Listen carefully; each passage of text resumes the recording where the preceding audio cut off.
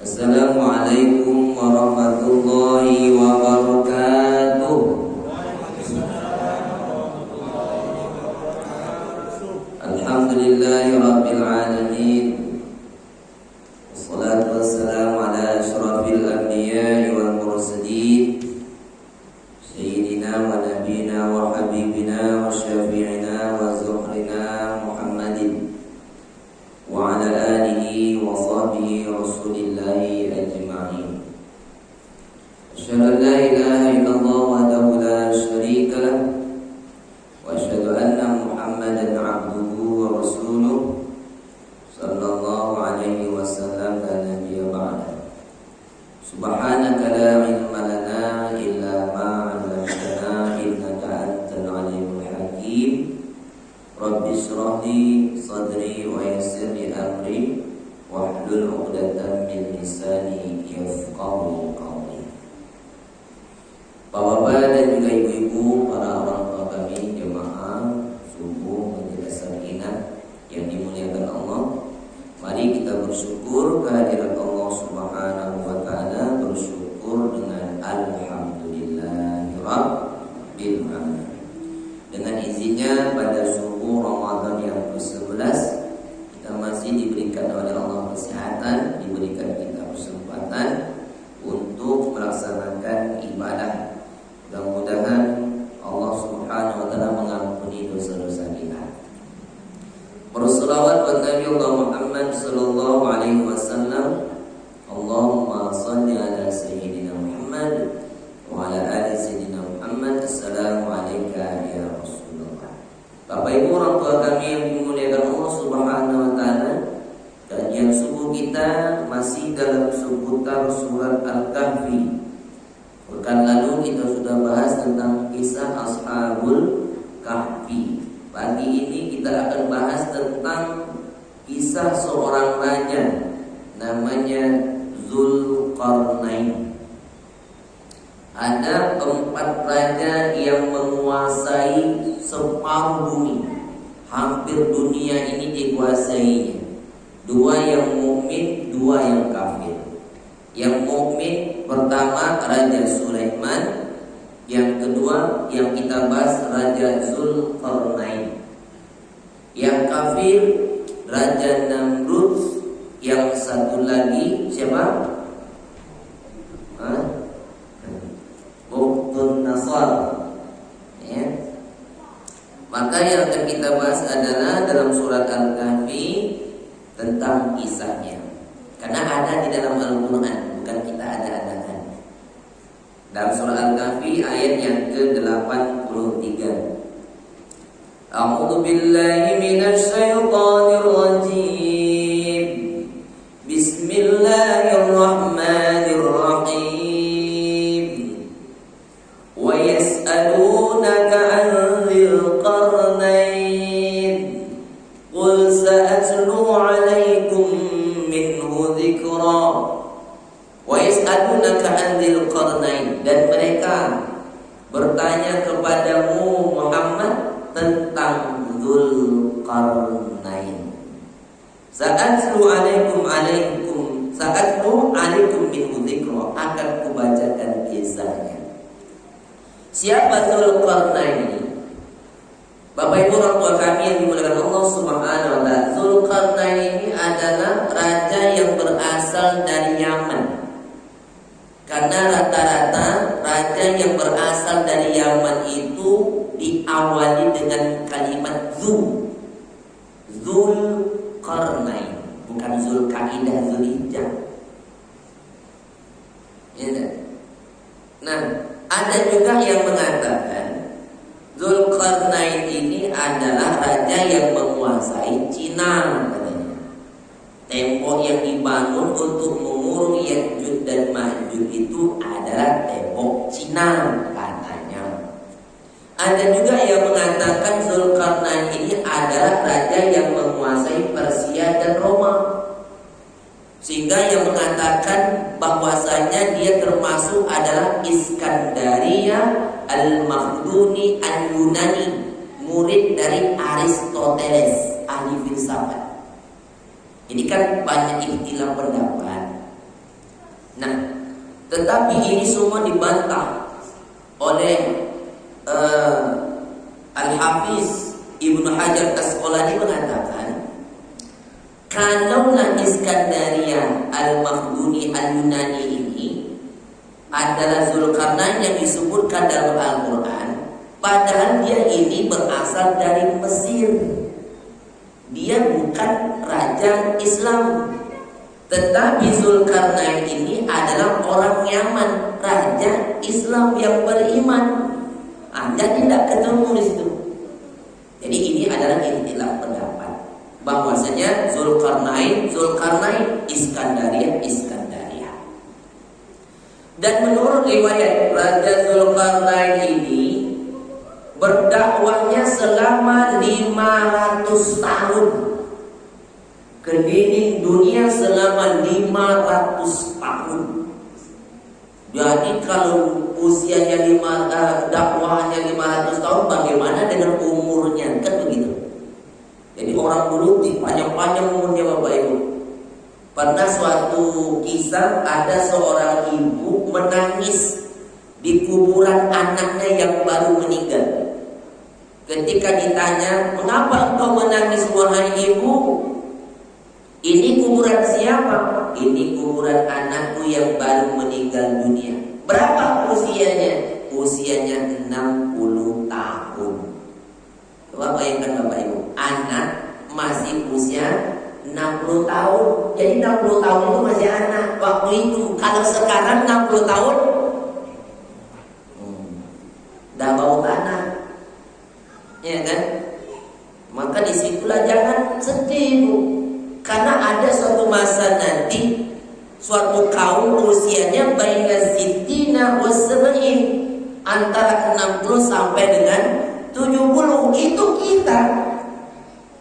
Usia umat Nabi Muhammad SAW antara 60 sampai dengan 70. Jadi kalau ada sekarang usianya 59 tahun, 11 bulan, 29 hari, tinggal 2 hari lagi. Itulah kita. Nah, maka dari itu Bapak Ibu orang tua kami yang dimuliakan Allah Subhanahu wa taala, ini adalah pengantar tentang siapakah Zulkarnain itu. Sa'atlu 'alaikum minhu dzikra. Inna makkanna lahu fil ardh wa atainahu min kulli syai'in sababa. Sesungguhnya kami telah memberikan kepadanya tempat, kedudukan, kekuasaan fil ardh, di bumi. Zulkarnain diberikan oleh Allah kekuasaan, jabatan sebagai pemimpin, sebagai raja, untuk menguasai dunia, untuk menguasai bumi. Wa atainahu min kulli syai'in sababa, kami telah berikan kepadanya untuk mencapai segala sesuatu di muka bumi. Berarti Bapak Ibu, kalau dilihat ayat ini, Zulkarnain itu diberikan oleh Allah wewenang, kekuasaan. Gunakan kekuasaan itu untuk mencapai segala sesuatu di muka bumi ini. Jadi kalau dilihat dalam ayat ini, Zulkarnain itu bukan sembarangan Bapak Ibu. Ada yang mengatakan Zulkarnain ini termasuk orang yang soleh, ada yang mengatakan Zulkarnain ini termasuk nabi. Kita kan cuma tahu nabi yang ada berapa?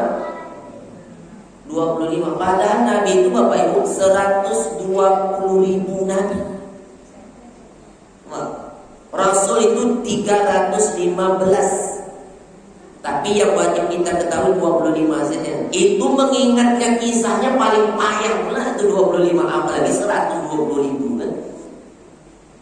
Tapi ini berpendapat bahwasanya kalaulah memang Zulkarnain seorang raja yang soleh beriman, betul. Tapi kalau seandainya dia adalah seorang nabi, itu mukjizat. Tapi nanti kita lihat, betulkah dia ini termasuk bagian dari seorang nabi? Nah, Allah berikan kekuasaan sepenuhnya kepada Zulkarnain, kehebatan, kekuatan untuk mencapai segala sesuatu. Ketika dia ingin melakukan perjalanan yang jauh, karena di dalam Al-Quran perjalanan Zulkarnain yang sangat berkesan. Tetapi perjalanannya itu kan banyak. Yang ada cuma 3 saja yang diceritakan di dalam Al-Quran ini. Maka dari itu Bapak Ibu orang tua kami yang dimuliakan Allah Subhanahu wa ta'ala, sebelum Zulkarnain melakukan perjalanan keliling dunia, maka dia punya kekuatan yang sangat hebat, pasukan yang handal. Apa pasukannya? Mungkin kalau nanti dijumpai dalam perjalanan itu, mungkin ada jalan yang rusak, dia sudah ada timnya memperbaikinya. Kalau nanti ada masyarakat itu yang butuh rumah tempat tinggal, dia sudah ada tim yang akan membangunnya. Kalau nanti dibutuhkan dalam perjalanan itu orang butuh pengobatan medis, dia sudah ada ahlinya. Kalau nanti ditemui di jalan itu ada orang yang butuh bagaimana cara membuat alat senjata, dia sudah siapkan anggotanya. Jadi semuanya sudah dipersiapkan secara matang untuk mencapai segala sesuatu yang ingin dia capai. Itu Bapak Ibu. Nah, Bapak Ibu orang tua kami yang dimuliakan Allah Subhanahu wa ta'ala, apabila bekal persiapannya sudah siap, maka Zulkarnain fa'atba'a sababa, maka mulailah dia menempuh suatu jalan. Jadi ketika timnya sudah siap, anggotanya sudah siap, maka dia mulai menempuh suatu jalan. Jalan yang ditempuh oleh Zulkarnain dengan tim-timnya itu kemana? Arah yang pertama itu hatta idza balagha maghribasy syamsi. Apa katanya? Ketika Zulkarnain menempuh suatu jalan, ketika dia sampai di suatu tempat, balagha maghribasy syamsi, tempat terbenamnya matahari. Arah terbenam matahari itu disebut dengan maghrib. Mana arahnya? Timur atau barat? Bu, terbenam matahari timur atau barat? Barat. Jadi arah yang pertama yang dituju Zulkarnain adalah barat. Terbenamnya matahari. Wajadaha ta'rubu fiha 'ainin hami'ah. Dan Zulkarnain ketika dalam melakukan perjalanan ke arah barat, banyak yang dia jumpai. Ketika yang dia jumpai itu jalan yang rusak, ada tim memperbaiki. Ini tujuan dakwah. Pertama adalah untuk memperbaiki, yang kedua ada unsur dakwah perjalanan Zulkarnain. Ketika ada yang ini banjir, dibuatkanlah supaya perairannya itu lancar. Ketika ada yang butuh penyakit sakit, diobati, ada tim medisnya. Diajarkan kepada orang tersebut, kaumnya, rakyatnya. Jadi ini adalah salah satu contoh pemimpin. Kalau sudah diberikan kekuasaan, dengan jabatan itu dia gunakan untuk dakwah dan memperbaiki. Jangan ketika sudah menjabat tetapi cuek terhadap rakyat, tidak peduli. Jalanlah, lihat keadaan. Ini kalau mau pergi di suatu tempat, tidur aja di jalan kan. Tidak tahu ada jalan yang rusak, tidak tahu jalan ini banjir, tidak tahu masyarakat ini butuh PLN, tidak tahu ini ada butuh rumah sakit, nggak tahu. Maka kalau tidak berjalan tidak akan tahu. Jadi pertama kali yang dijumpai adalah untuk memperbaiki. Ketika sudah selesai, dia lanjutkan sampai ke penghujungnya barat, tempat terbenamnya matahari. Kalau di ujung barat tuh, ujung bumi ini kemana lagi Bapak Ibu? Yang paling ujung di barat itu kemana? Laut. Tak ada lagi. Itu ujung itu dah. Paling ujung laut.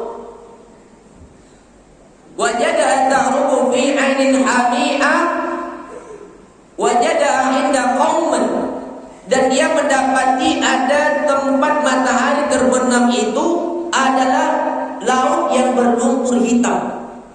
Kalau laut yang berlumpur hitam itu bukan lautnya lumpur hitam, bukan Bapak Ibu. Maksudnya begini. Laut itu kalau seandainya terkena pancaran sinar matahari, dia akan ikut warna sinar matahari.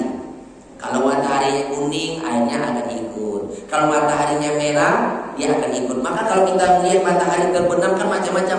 Ada yang warnanya kuning, lama-lama matahari itu akan merah kan? Dan ketika itu tenggelam, maka muncullah gelap malam hari. Itulah yang disebut dengan ainin hami'ah, air yang berlumpur hitam gelap. Seperti itu. Dan dia mendapati indah qauman, suatu kaum yang melakukan pendosa, kaum yang tidak memiliki agama, kaum yang merusak. Ada yang mengatakan kaum yang merusak ini yang melakukan perbuatan kaum Nabi Lut sama. Apa itu kaum Nabi Lut? Sodomi ya? Itu LGBT. Jadi kaum ini adalah kaum yang merusak, melakukan kesyirikan, melakukan perusakan.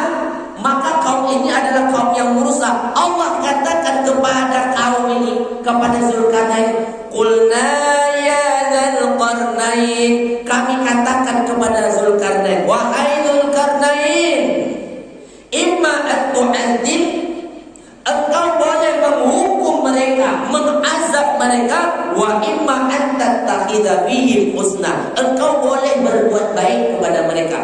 Ini pilihan yang diberikan kepada Zulkarnain dari Allah. Bayangkan Bapak Ibu, kalau di sini saja Allah memerintahkan kepada Zulkarnain, qulna ya Dzulqarnain, kami katakan kepada Zulkarnain, apa kata Allah?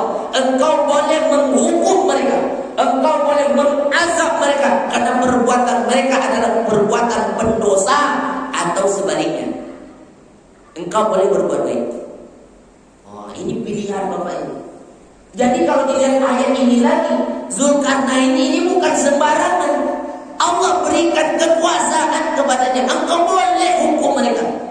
Tapi tujuannya adalah untuk memperbaiki. Zulkarnain tidak mau merusak, dia tidak mau mengazab kaumnya.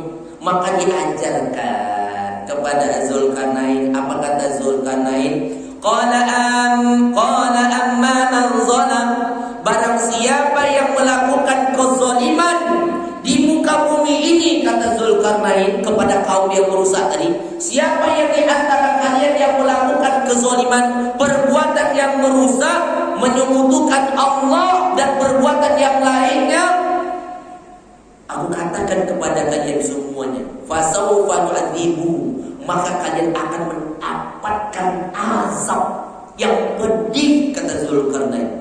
Baik di dunia ini kalian akan diazab, maupun nanti di akhirat, kata Zulkarnain. Ada unsur dakwahnya kan? Mengajak. Kalau kalian tetap dalam keadaan berdosa akan dapat azab.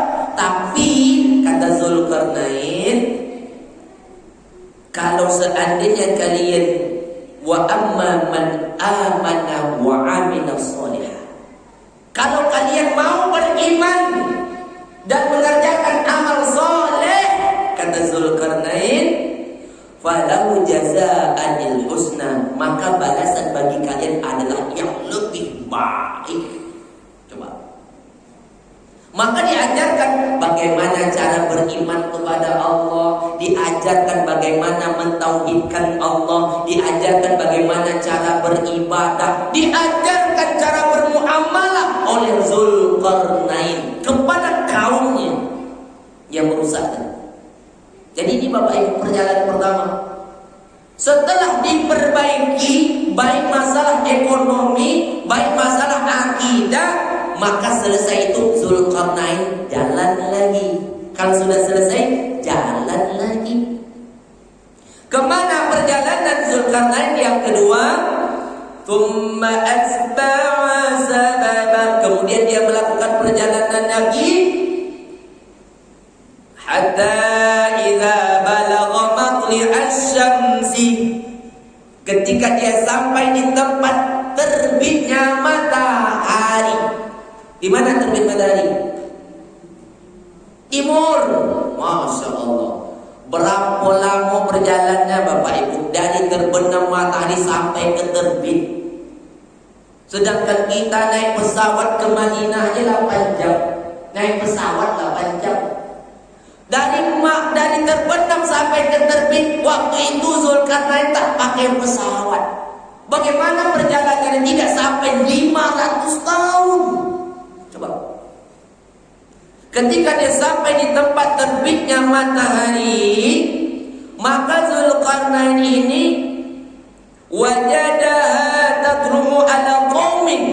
Dia mendapati suatu kaum yang keterbelakangan. Kaum yang tidak memiliki peradaban, tinggal mereka sembarangan aja. Ada yang tinggal di pohon, ada yang tinggal di dalam gua. Mengapa mereka tinggal seperti itu? Karena peradabannya primitif. Tidak ada wawasan ilmu pengetahuan, tidak ada ilmu tentang bagaimana cara membuat rumah, dan mereka juga tidak memiliki busana yang layak. Bukan berarti mereka tidak memiliki pakaian, ada, tapi tidak layak. Jadi kalau katakan apakah mereka telanjang, Ustaz, ada juga primitif yang ada tinggal di hutan itu kan. Tapi yang dikatakan ini bukan telanjang, ada mereka yang pakaian. Karena Nabi yang pertama kali yang mengajarkan tentang cara menjahit pakaian, Nabi siapa? Bu, Nabi yang pertama kali yang mengajarkan tentang jahit pakaian ini siapa? Nabi Idris. Nabi Idris. Dialah yang pertama kali mengajarkan kepada kita tentang tulis menulis, tentang menjahit pakaian, Nabi Idris. Nah, maka dari itu ketika dia dapati kaum yang ini, diajarkan bagaimana cara menjahit pakaian, diajarkan bagaimana cara membuat rumah, diajarkan bagaimana cara untuk beriman, mentauhidkan Allah, mengerjakan amal soleh. Inilah tugas pemimpin. Coba. Maka dari itu Bapak Ibu orang tua kami yang dimuliakan Allah Subhanahu wa taala, kalau kita lihat contoh pemimpin yang harus kita ikuti, contohnya seperti siapa? Umar. Umar itu Bapak Ibu, kerja Umar itu jalan-jalan. Malam hari dia berjalan, dia lihat, dia jumpai kaumnya, rakyatnya, baik yang dalam keadaan ekonomi yang bagus, yang kaya, yang menengah, dan yang miskin. Sampai satu ketika Umar sampai menemui ada suatu rumah orang miskin yang anaknya menangis terus. Kan pernah kita tahu kisahnya kan? Ibunya memasak batu, takkan masak-masak untuk menghiburkan hati anaknya kan, kelaparan. Umar merasa kesedihan. Maka dari itu Umar mengatakan, mengapa anakmu menangis? Karena tidak makan. Malam itu juga Umar pulang, diambilnya gandum, diambilnya uang makanan yang lainnya, diantarkan malam itu juga kepada rakyatnya yang miskin.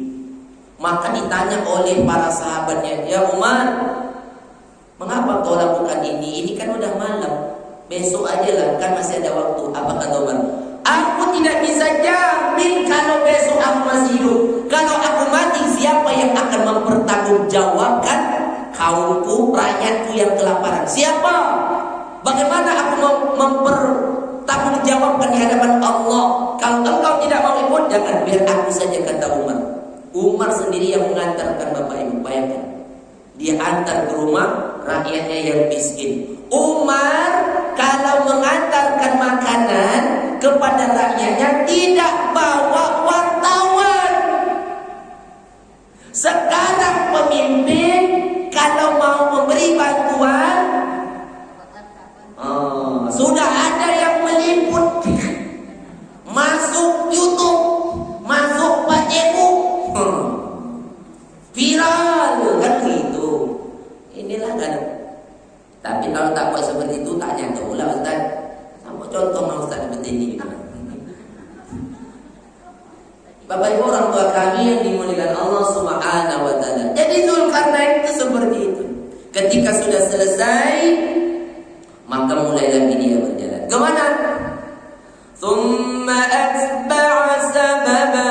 Kemudian dia melakukan perjalanan yang berikutnya, hatta idza balagha baina saddain. Ini perjalanan yang ketiga ini Bapak Ibu tidak dijelaskan kemana.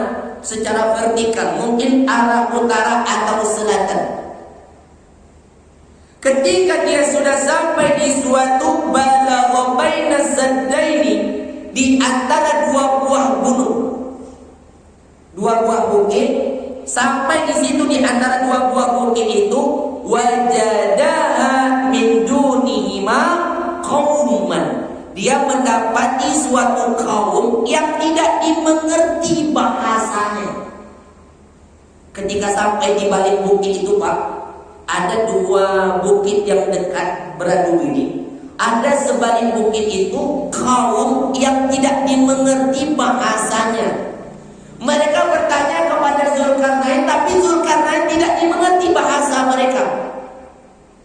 Sampai-sampai Zulkarnain mengutus 10 ahli bahasanya untuk menerjemahkan apa maksud yang ditanyakan mereka itu. Cobalah kita Bapak Ibu, kalau kita tak ngerti bahasa orang itu, dia berkata kepada kita, apa mau kita jawab? Hah? Mungkin kita berangkat ke tanah suci lah kan, tanah suci. Kita tak ngerti bahasa Arab. Orang tuh tanya dengan kita bahasa Arab, apa mau kita jawab?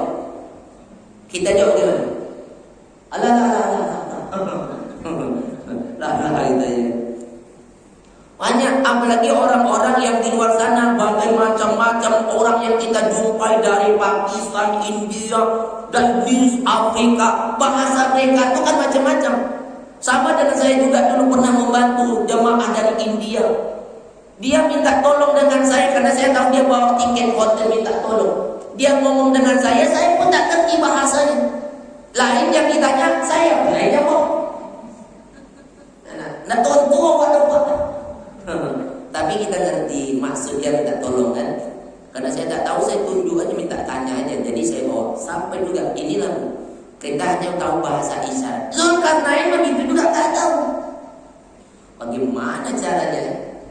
Akhirnya Bapak Ibu orang tua kami yang dimuliakan Allah Subhanahu wa taala, ketika sudah dijelaskan sekitar 10 ahli bahasa Zulkarnain ini, maka barulah Zulkarnain mengerti. Apa kata mereka? Ya Zulkarnain. Mereka bertanya kepada Zulkarnain. Apa kata mereka?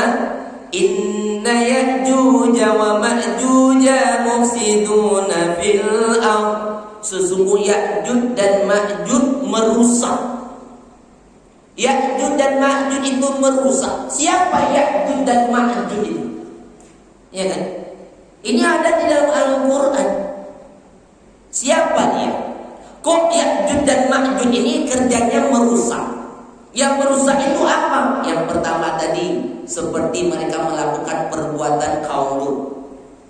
Ada yang mengatakan mereka ini merusak, membunuh di luar ras. Dan bahkan ada yang mengatakan merusak, mereka memakan bangkai yang mereka bunuh. Ini makhluk apa ini? Dibunuh dan dimakan, di luar ras dibunuh. Bapak Ibu pernah enggak nonton film zombie? Ada enggak? Wah, zombie itu kalau di luar rasnya kan dibunuh kan? Dibunuh dan dimakan. Apakah seperti itu? Ini banyak ikhtilaf. Ada yang mengatakan Ya'juj dan Ma'juj ini tingginya seperti raksasa. Ada yang mengatakan tingginya 2 meter, lebarnya 2 meter. Macam-macam. Ada yang mengatakan Ya'juj dan Ma'juj itu tingginya sejengkal, ada 2 jengkal, kurcaci, kecil kan? Tapi Rasulullah mengatakan Ya'juj dan Ma'juj itu sama dengan kita. Sama. Bedanya apa Ustaz? Bedanya ada bedanya. Rambut mereka itu ada yang mengatakan pirang, mata mereka itu ada yang mengatakan sipit, macam-macam ikhtilaf. Maka dari itu Bapak Ibu orang tua kami yang Allah Subhanahu wa taala, ketika disampaikan kepada mereka Ya'juj dan Ma'juj itu merusak, fa hal naj'alu laka kharja, bisakah kami minta tolong kepadamu ya Zulkarnain? Apa dia? Untuk membuat tembok. Kami beri upah. Buat untuk membuat tembok supaya Ya'juj dan Ma'juj ini tidak masuk ke daerah kami karena mereka merusak. Kami beri upah kali upah. Apa kata Zulkarnain Bapak Ibu yang dimuliakan Allah Subhanahu wa taala? Faqala makkanni fihi rabbil khair. Apa yang telah diberikan Allah kepadaku itu yang lebih baik. Aku tidak butuh upah kalian. Zulkarnain itu sudah kaya harta, kaya jabatan, kaya pasukan, kaya semuanya. Aku tak butuh upah. Udah penuh, udah banyak. Untuk apa lagi? Ini pemimpin yang perlu dicontoh. Cuma kalau sudah kaya dia tidak butuh dunia. Yang dia butuh adalah bagaimana untuk membantu rakyatnya. Jangan menyusahkan rakyat terus. Janji naik, janji turun, itu naik lagi. Allahu Akbar. Ini yang terjadi kan? Maka disinilah mereka berkata, kami bisa tak minta tolong kepada Zulkarnain, buatlah kami tembok atau dinding supaya Ya'juj dan Ma'juj tidak masuk. Kami kasih upah. Tak perlu, kata Zulkarnain. Kalau ingin kalian menolongku, kata Zulkarnain, aku akan buatkan dinding itu. Aku minta kepada kalian fa'inu biquwwah. Berikan aku kekuatan, artinya bantu aku dengan pasukan kalian.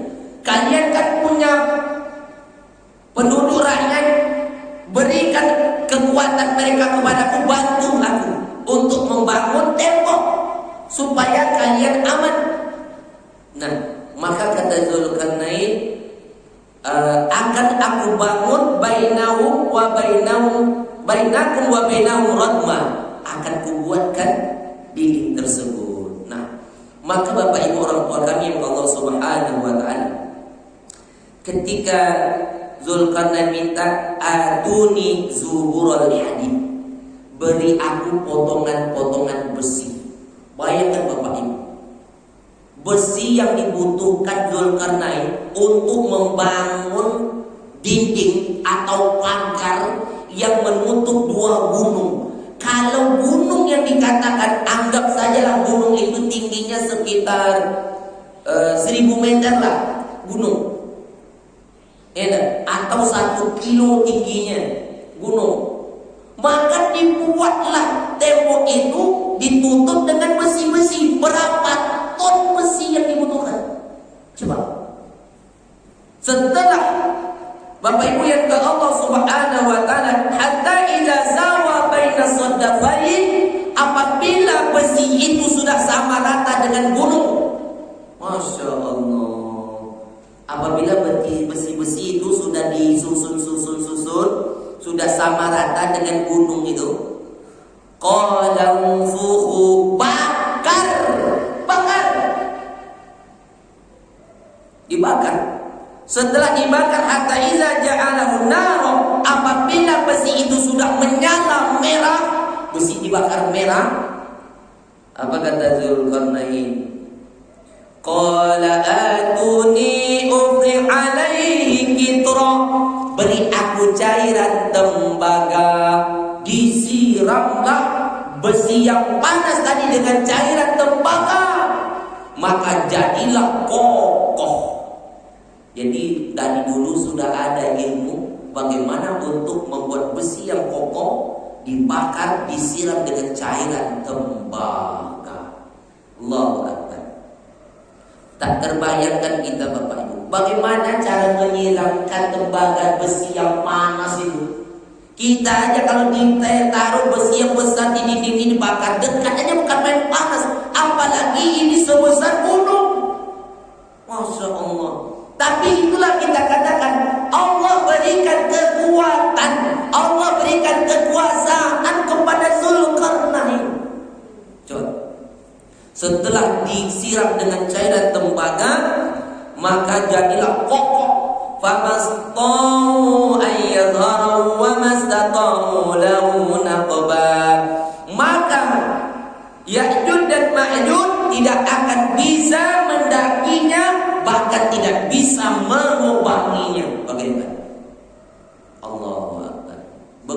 kokohnya tembok Zulkarnain itu. Ada yang berkata, di manakah tembok itu sekarang Pak Ustaz? Apakah masih ada? Masih. Berarti Ya'juj dan Ma'juj itu masih ada? Masih. Kapan keluarnya Ya'juj dan Ma'juj itu? Wah, menurut riwayat, Ya'juj dan Ma'juj ini adalah fitnah terbesar kedua yang akan muncul setelah Dajjal mati.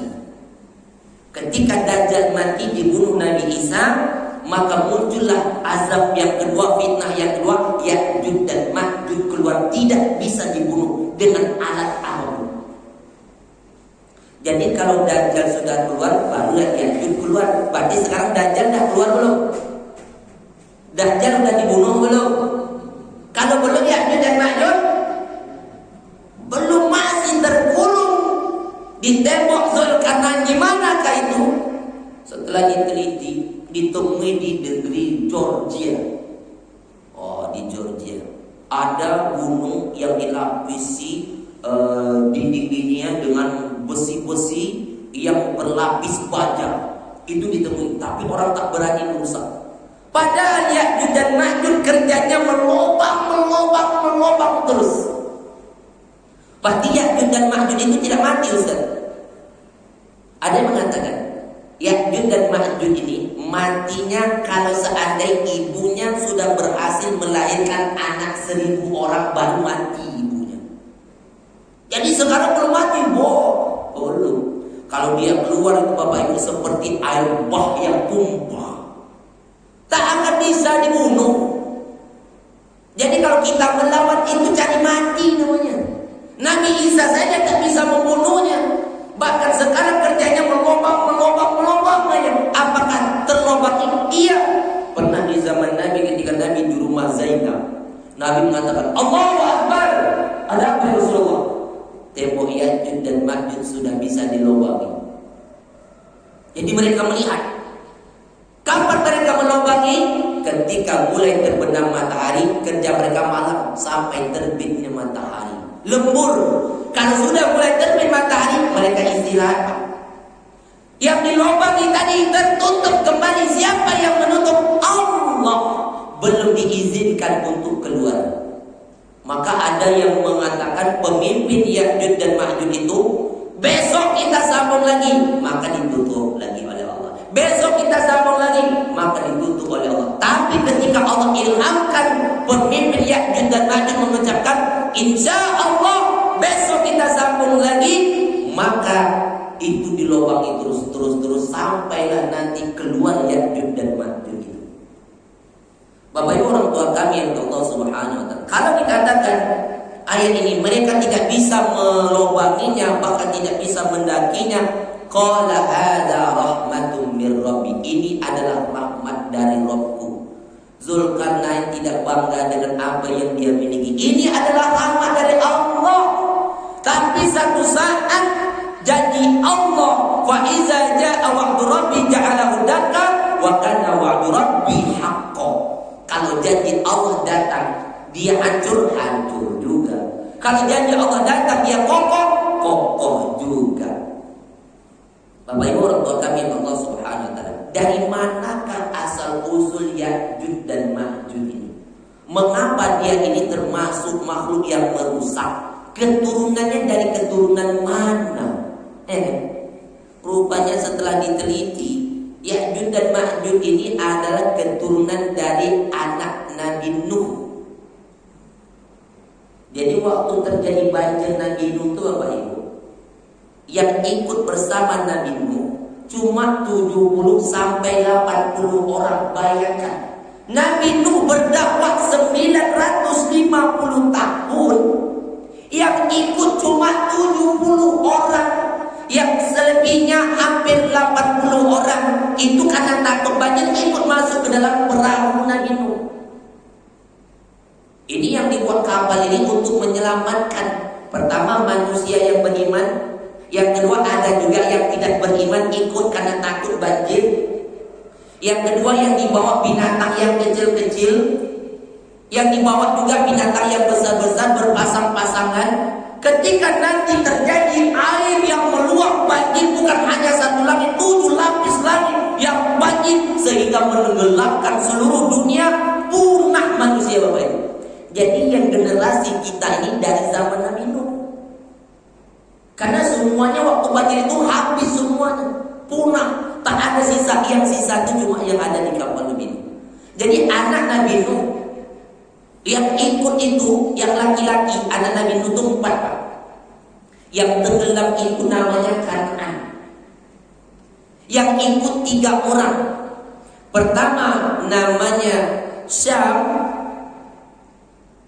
Inilah anak Nabi Nuh yang melahirkan keturunan para nabi-nabi. Syam. Yang kedua Ham, anak Nabi Nuh yang melahirkan keturunan yang berkulit hitam. Ham. Jadi kalau ada orang Afrika, orang Negro, itu keturunan anak Nabi Nuh dari anaknya Ham. Wah, itu kan kita sering nampak kan di tanah suci kan, orang kulit hitam, yang putih cuma gigi dan matunya. Yang ketiga Yafis. Yafis inilah yang banyak keturunannya, yang paling banyak masuk neraka. Ada juga yang masuk surga, tapi yang paling banyak masuk neraka. Salah satu keturunannya adalah Ya'juj dan Ma'juj. Inilah dari keturunan Yafis bin Nuh. Nah, Bapak Ibu orang tua kami yang dimuliakan Allah Subhanahu wa taala. Jadi nanti ketika Ya'juj dan Ma'juj itu keluar, ini fitnah yang terbesar kedua setelah matinya Dajjal, maka Nabi Isa, Allah perintahkan, Isa, engkau tak akan sanggup untuk melawannya. Ya'juj dan Ma'juj itu tak bisa dibunuh. Lalu bagaimana caranya? Pergilah engkau bersembunyi di bukit Tursina. Bersembunyi untuk menyelamatkan diri. Kalau melawan mati, apa yang harus dilakukan? Berdoa. Bagaimana ya Allah untuk membunuhnya? Berilah kami kekuatan ya Allah. Berilah kami bantuan. Allah kabulkan dengan kekuatan doa. Allah kirimkan ulat. Ulat yang menggerogoti leher seorang pemimpin Ya'juj dan Ma'juj. Maka dengan ulat itulah, maka mati pemimpin, mati semuanya. Macam satu kontak sentral Bapak Ibu. Sama dengan gardu listrik yang ada di Pekanbaru ini. Kalau dimati satu sentral itu mati seluruhnya Pekanbaru. Begitulah Ya'juj dan Ma'juj. Ketika satu pemimpinnya yang digerogoti, mati semua Ya'juj dan Ma'juj dengan ulat. Allah tidak akan repot-repot untuk membunuh, memusnahkan dengan kecil saja, dengan ulat. Kita contoh Raja Namrud, matinya pakai apa? Nyamuk kan? Nyamuk masuk ke dalam lubang hidungnya sampai bergerogot di dalamnya, dipukul-pukul sampai Namrud mati, mengaku diri sebagai Tuhan, kekuatan hebat dengan nyamuk. Ya, Namrud mati dengan nyamuk, Ya'juj mati dengan ulat. Kita mati dengan corona. Corona tak nampak Ustaz. Ini tak ada. Tak nampak, ini payah juga kita jadi kan. Jadi was-was kita mau dekat atau mau salaman, mau jauh atau mau ngomong kan. Jadi tak perlu Allah utus yang besar-besar, yang kecil aja yang tak nampak bisa mematikan. Maka dengan ulat inilah musnahlah Ya'juj dan Ma'juj Bapak Ibu. Bangkainya bau berserakan. Bagaimana caranya? Allah kirimkan utusan burung yang seperti lehernya seperti onta, mengangkat bangkai-bangkai dan melempar sesuai dengan keinginan Allah, mungkin ke laut segala macam. Setelah dilempar masih bau busuk. Lalu turunlah hujan. Dengan turunnya hujan itu, kembali bumi itu menjadi subur, bebas dari hal yang busuk. Setelah itu barulah terjadi hari kiamat. Nah, maka dari itu Bapak Ibu orang tua kami yang dimuliakan Allah Subhanahu wa taala, inilah kisah tentang peristiwa Raja Zulkarnain.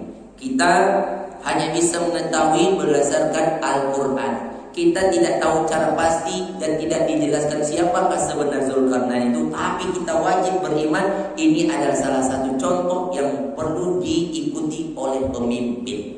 Tujuan Tujuannya bukan untuk membanggakan diri, tapi untuk memperbaiki dan ada unsur dakwahnya oleh Raja Zulkarnain.